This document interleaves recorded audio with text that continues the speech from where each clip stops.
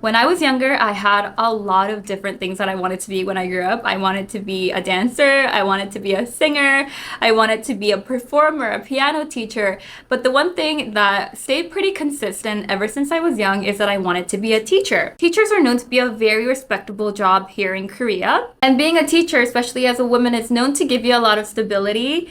It might not pay as well, but it gives you stability, and they do give you a lot of holidays, any summer breaks, winter breaks. You're allowed to take that off. And if you say that you're a teacher, you are well respected. But it is also known to be a very tough job. This is one of the reasons why when I grew up, I didn't want to be a teacher at a school anymore, is because teachers really do have a lot of influence on a lot of young kids. And also, a lot of parents trust the teachers to take care of the kids while they are at school in their hands, and they trust that they are in good hands when they find a good teacher. But one of the main reasons why teachers might have a really tough time is, especially in Korea, if they're teachers at pretty wealthy neighborhoods, the moms put a lot of pressure on teachers nowadays, and the moms in certain wealthy neighborhoods are known to be quite arrogant, conceited, and they sometimes act superior, so they think that the world should revolve around their own kids. Korea has seen a lot of increase from the years of 2018 to 2023 of teachers having been through a lot of harsh attacks from parents, and some even being physically assaulted. Also, the annual number of reported cases of students that have breached the rights of teachers have surpassed 2,000 last year. On July 20th, 2023, the Seoul Metropolitan Office of Education confirmed that a teacher at an elementary school in Seochugo, which is southern Seoul, was found in her classroom on Tuesday morning before school started. She was a 23-year-old teacher who had got her teaching certificate 1 year before that and have started teaching at that school only in March of that same year. It was reported that she was suffering from months of harassment and bullying from none other than a teacher of one of the girls that she was teaching. It was also reported that the daughter of that parent was only in first grade, and she was a perpetrator of bullying in her class. The school, however, denied any allegations of the parents bullying teachers in that school. This case was reported only a day after another female teacher at a different school was admitted to the hospital because she was assaulted by male students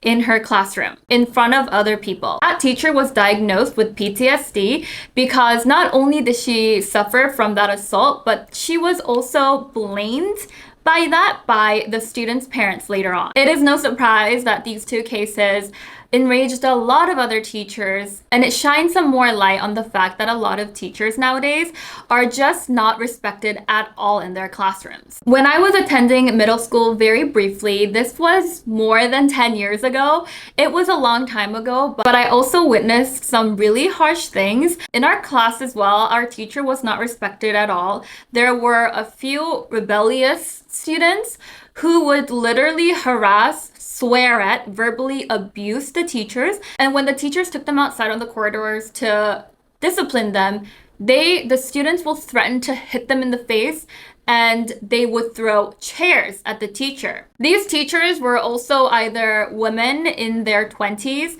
who are very, very young, or they were older women in their late 40s or 50s, and you could tell that they really did not know what to do in those situations because the students were threatening to put their hands on them. It was very uncomfortable to see, and it was even more shocking that the students didn't really get a lot of punishment for that.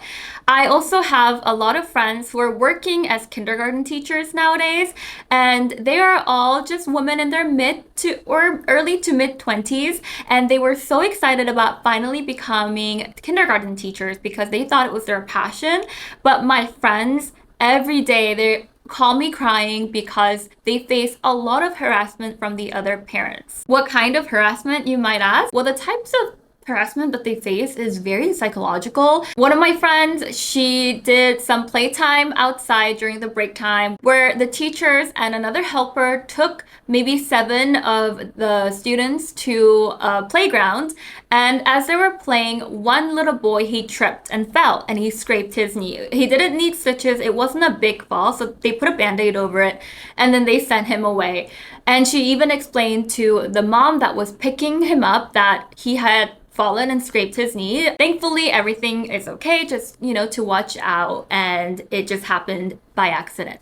Well, that afternoon, apparently the parents of that little boy called the kindergarten up, called the principal, and was shouting, was cursing at them. Why didn't the teacher look after my kid? I send my kid to this specific kindergarten so that they will be in good hands, but you send our son home with his knee injured. This is not okay. I was really shocked when I heard that, because obviously when kids are young, they're gonna fall. That's how they kind of just play and they're gonna grow. And you can't really expect one teacher to follow a kid around all day. These things kind of are bound to happen. But what the principal actually told my friend to do was for her to go visit that parent's house that night, get on her knees, and seek for forgiveness. She had to do it because she didn't want to get fired. So that night, she went to the parents of that boy and she knelt on the ground and she apologized in tears. And I can't imagine doing that. Like, that really just strips you of any dignity, and to do that in front of the little boy too,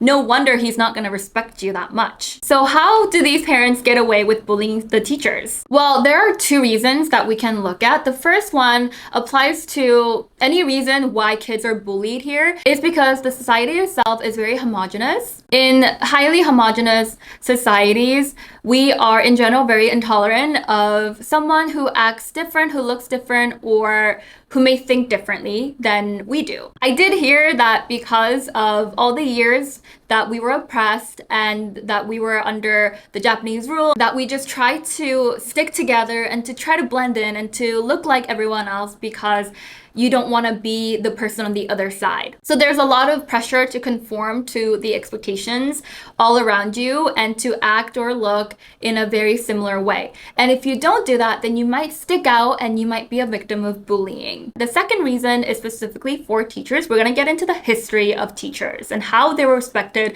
and treated in the past. Teachers back then were pretty corrupt. I think my generation is kind of the first to break out of that. My experience with my teachers and my parents' experience with their teachers are completely different. They would accept gifts and money from the parents of the students that they taught in exchange for not hitting them. So teachers were actually allowed to hit the kids at school if they got a bad report, if they got bad scores, or if they just behaved poorly, if they talked back to them, or just maybe even for no reason at all. And then the parents would come in and give them 10,000 won, 50,000 won, or they would buy them lavish gifts. And the next day they would switch up, and suddenly their student is the most well-behaved kid in class. So a lot of the parents nowadays might be that generation where they witnessed a lot of teachers being corrupt in the past, so they just don't have any respect for teachers anymore. This type of punishment was outlawed in 2010, so less than 20 years ago, over concerns of students' rights to physical integrity and also human dignity. The teachers were encouraged to adapt more of a gentle teaching style, and the parents had a little bit more say in school affairs and the education, which somehow ended up in the rise of assaults towards the teachers by parents. As a growing number of parents are becoming more protective of their own children, the teachers basically have no say in their classrooms. They basically have no decision-making power anymore. Over some remarks that the teachers might say to their students, the parents would sometimes file complaints